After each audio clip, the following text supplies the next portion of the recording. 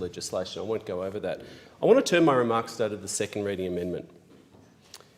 And the focus of my speech will be to call out the Australian government's failure, the lack of care for international education and international students during the pandemic, and in particular, the Prime Minister's personal behaviour, his words, his lack of care and his lack of empathy for international students over the last 12 months. I say at the outset, I am a big supporter of international education in this country. Students enrich all of our cities, our regions, they enrich our communities and our campuses and places of study. They make our places more vibrant. It's also our fourth biggest, or it was before the pandemic, our fourth biggest export sector, worth more than $40 billion a year in export revenue to this country. It's the biggest single export sector in my home state of Victoria. The soft power, though, that we have accrued over decades to this nation as a result of international education is incalculable. We have educated, onshore, in their formative years, more than 1 million people from Southeast Asia and our region. You could not put value on that if you tried. And of course, the human capital, the talent that Australia has retained over many decades from people who've come here, bright in their society and decided to fall in love, stay, build a life in our country, is a wonderful thing for our country. We should be so proud of this sector. We should celebrate this success that we've achieved over decades at universities, at TAFEs, but also, I would say, sometimes overlooked, the many reputable and innovative private providers in the sector, the English language providers, which are important in their own right, but so often a feeder from people who come as tourists or backpackers and decide to stay, and it's a pathway. So in that context of such a wonderful thing for our country that is the international education sector, it is perplexing to see the government's lack of response for 12 months, to see the Prime Minister's personal behaviour or misbehaviour, and it at times has made me ashamed.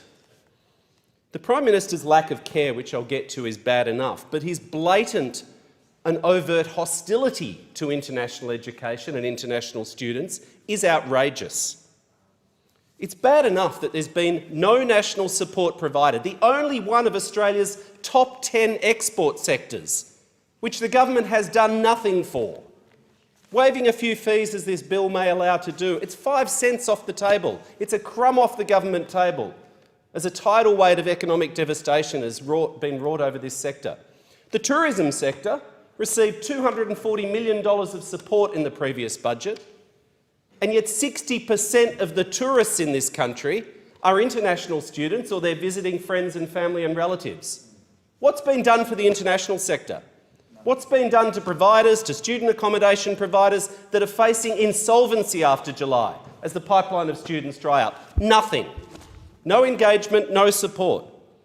All we hear from the government is blame the state. Somehow it's the state's fault. Well, it's not. It's our fourth biggest export sector. The Cabinet, we know, they won't admit it, but we know from sources, the Cabinet has rejected proposals brought by ministers last year to support this sector because of the Prime Minister and the Treasurer's personal hostility to doing anything. Unbelievably, not only, doing nothing would have been better, but the Prime Minister went out on national television as this emergency took hold and said to students, well, if you don't like it, go home. Go home. I don't think he could really understand the damage, the harm that that's done to our reputation and to the emotional well-being of students. I spoke to the CEO of one large accommodation provider who said literally the day after the Prime Minister said, well, go home, he had a queue of students at the front desk thinking they actually had to go home. They were paying fees, they were part of the community, they'd invested in their future. We should be so privileged that young people in their formative years decide to invest what in many cases is a fortune for their families. It's an investment in their future, their entire life, to pay tens of thousands of dollars to come and be kept safe in our community, to be cared for by our community, to spend their formative years in Australia. We should value this. But the Prime Minister told them to go home. It's no surprise. Remember when he was in trouble for his own government's failure to invest in infrastructure?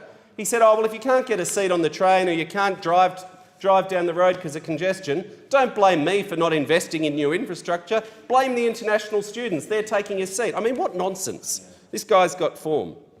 But I want to say very clearly to the international students who are here, to the hundreds of thousands of students right now that are paying top dollar We're a high-cost, high-quality provider in a very competitive market. High-quality, high-cost, very competitive market. We have hundreds of thousands of students right now offshore, unable to come into this country, who are still paying those fees, studying offshore and online. And I want to say to them, thank you. I want to say that Australians are a better people than we've been represented by our Prime Minister, who has not shown any care, any empathy, any recognition of the plight that you've suffered, the destitution that students have faced, seeing potentially life savings of their families threatened, being chucked out of work, being unable to pay their rent, being literally starving and relying on food vouchers. Not one word of care from the Prime Minister. Just a dismissive, arrogant, narcissistic, verging on sociopathic, "we'll go home." That embarrassed me, and I was ashamed as an Australian at his lack of care. International students deserved a lot better than they've had from this mean, miserable government. And it does not represent the views of Australians. You are welcome here, and we look forward to the day where students are able to come back onshore and study in our communities. Now, we've seen in the last few days, in the most tragic, the most vile of circumstances, the Prime Minister's lack of empathy, his lack of human compassion, his narcissistic response. And so if, as we've been told, as we've witnessed, the nation has witnessed, the Prime Minister can only understand the plight of others through thinking about his own children, then I ask, how would the Prime Minister feel if one of his children was stranded in a foreign country during a global pandemic, starving, kicked out of their place of employment, unable to support themselves? Would he like the host country to show a little care, a little compassion? I would hope so, just as other countries that aren't Australia have shown, like the UK and Canada and all our competitors and peers. So that's bad enough. But it's also damaged our national interest. As I said, this is a $40 billion export sector. Can anyone really imagine this government pouring scorn on the coal industry or the iron ore industry or the gas industry or the agriculture industry or the tourism industry? For some reason, it's only international education that has their back turned on them. Overt hostility from this government. I do not get it. I have never understood it. His predecessors didn't have this view. There is something wrong with this Prime Minister. There's something not right about him. It's just a bizarre hostility, and it should stop. I mean, seriously, lobsters got their own planes to be flown overseas, and students got nothing. Let's have a look at the jobs impact, though. More than 250,000 jobs in Australia have rested on this sector last financial year. 250,000 jobs. That is more than the entire mining sector. It's more than the entire agricultural sector. It's a service sector. It's jobs intensive. As I said, 60% of tourists to this country are international students, or they're visiting friends and relatives. It's bad enough we've seen the job losses of tens of thousands now in universities, but reputable private providers and accommodation providers are facing insolvency. These are businesses that won't come back. We're about to see the end of JobKeeper. There's quite rightly calls for sectoral recognition for the tourism sector. Sectors that rely on the borders being open for the businesses to survive warrant particular attention. And I say very clearly to the government, put the international education sector on that list of sectors that deserve some support. They're worthy of support. They need help for the next 6 to 12 months till we can get through this crisis. Now, a few suggestions. These have been messaged to the Prime Minister by the peak bodies, falling on deaf ears. Letters have been sent recently again to the Prime Minister and the National Cabinet, all the Chief Ministers. And look, the states and territories' performance has been better than the national government, but still at times a bit slow and a bit patchy. The first thing that we need from the government is positive messaging. Not telling students to go home. That ricocheted around social media.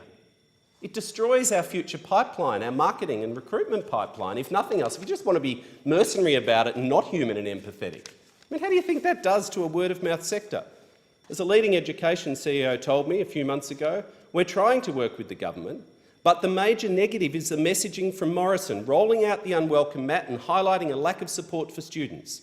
If we can get things right, though, we're in the box seat. We've got huge potential advantages from this crisis, because the states and territories have managed the health response so well. The second thing we need is some kind of an indicative return date, as the UK and Canada have kept their borders open. Now, I understand, of course, that we're in a different context, being an island continent, and we treasure that.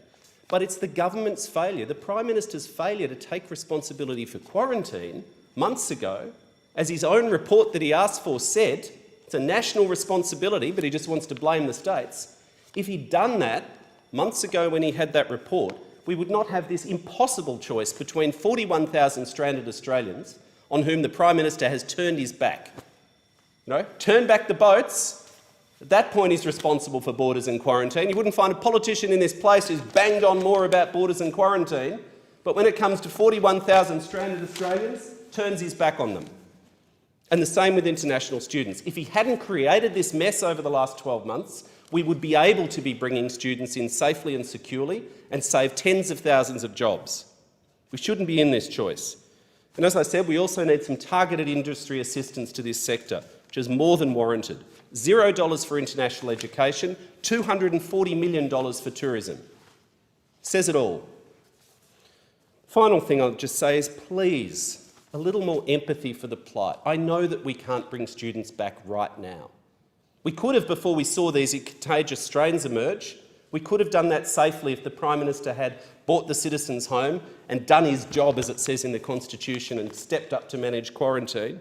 But we are where we are. But some empathy. Imagine, as I've had the emails, because students understand I actually care about this sector because I've spoken about it, and you get terrible stories. Imagine the plight of a 4th or 5th year dental student who's invested hundreds of thousands of dollars, more than their entire family's wealth, in their future. Their last year, and they're unable to come back onshore and complete it. They're distraught. Students have told us, we've seen cases of literally attempting suicide because they feel they have no future left. A little empathy, a little hope at least, to help people get through these circumstances. People like that are in limbo. And the truth is, Australia has relied on some of these medical and dental students actually staying because they're the ones that go to regional areas and provide these desperately needed medical specialists in regional areas. There's, again, a selfish national interest, not just a moment of human empathy. I'll finish with a quote from a simple email. It's a very simple email from one of the student advocates who loves Australia. Their palpable love for Australia and Australians shines through, despite the way in which I believe they've been profoundly mistreated by this heartless, cruel Liberal government. And I think it does stem, not because all members of the government are evil, nasty and cruel, but I really think culture comes from the top. The Prime Minister's lack of human compassion, lack of empathy on display for the nation this week has driven this lack of care and attention and response. He owns it. This email said, many students have had a tough year. They've had many significant issues, educational, financial and personal, due to the uncertain situations, but most of them are very disappointed about the Australian government and give up. Some are happy to learn online at home. Therefore, only students who have partners in Australia are craving to come back ASAP.